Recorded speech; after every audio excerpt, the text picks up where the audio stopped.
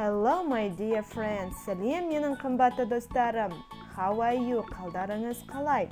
Сіздермен тағы да Әсем Солтан. Каналыма тіркеліп, лайк басып, комментарий қалдыруларыңызды сұраймын. Ендеше кеттік.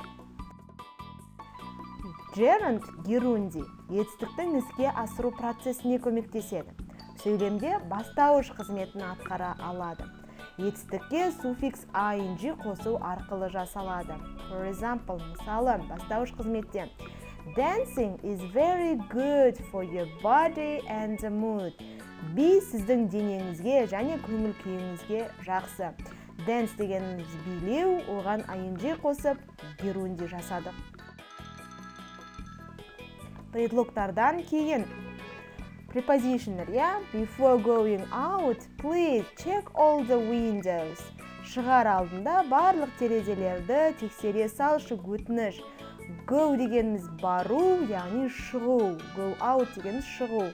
Before дегеніміз предлог алдында, яғни шығар алдында деген сөйлемді алдық.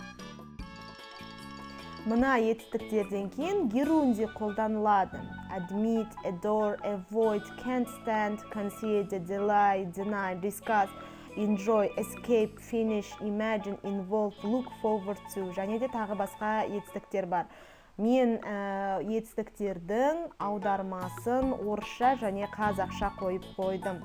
Видеомнан бірнеше рет қарап алсаңыздар болады. Мына етістіктерден кейін герундиде инфинитивте қолданылады. Begin, start, continue, intend, like, love, hate, can't stand, can't be. Инфинитив туралы келесі видеомда көрсеңіздер болады. Thank you. See you soon. Назарларыңызға рахмет. Видео ұнаса лайк басып, каналыма тіркеліп кетіңіздер. Келесі видеода инфинитив туралы айтамын. Goodbye.